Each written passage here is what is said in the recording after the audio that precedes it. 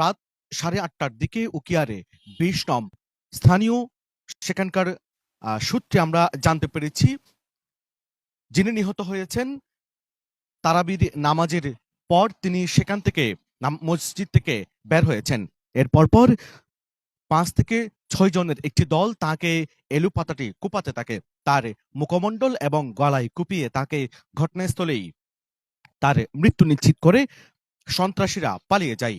আমরা উকিয়া থানা পুলিশের সাথে কথা বলেছি। উকিয়া থানার ভারপ্রাপ্ত কর্মকর্তা মোহাম্মদ শামীম হুসাইন, উকিয়া থানার ভারপ্রাপ্ত কর্মকর্তা মোহাম্মদ আরিফ হুসাইন বিষয়টি নিশ্চিত করে জানিয়েছেন। ঘটনাস্থলেই উকিয়া থানার টিম রয়েছে। অন্যদিকে ১৪ এপিবিএন এর অধিনায়কের সাথে আমরা কথা বলেছি।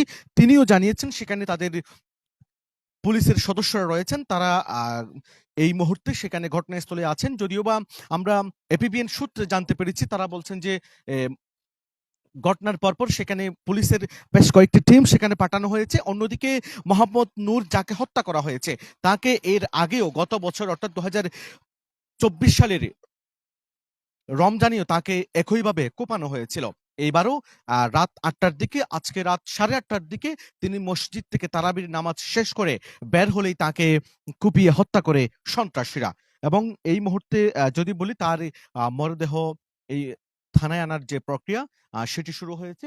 এবং পুলিশ সূত্রে আমরা যেটি জানতে পেরেছি, মূলত এপিবিএন বলছে এটি কোন গ্রুপের সেটি এখনো পর্যন্ত কোনোভাবেই শনাক্ত করা না গেলেও আমরা বিভিন্ন সূত্রে জানতে পেরেছি মোহাম্মদ নূর বয়স ৩০, তিনি আরসা সমর্থিত বলে আমরা বিভিন্ন সূত্রে জানতে পেরেছি। এবং অন্যদিকে পুলিশ বলছে এখনো পর্যন্ত তারা নিশ্চিত নয়, তবে ব্যক্তিগত কারণেও ব্যক্তিগত শত্রুতার জের ধরে তিনি এই হত্যাকাণ্ডের শিকার হতে পারেন বলে পুলিশ ধারণা করছে। কারণ এর আগেও গত ২৪-এর রমজানেও তাকে একইভাবে কোপানো হয়েছিল এবং সেবার তিনি বেঁচে গিয়েছিলেন। তবে এবার তাকে পরিকল্পিতভাবে কুপিয়ে হত্যা করে সন্ত্রাসীরা।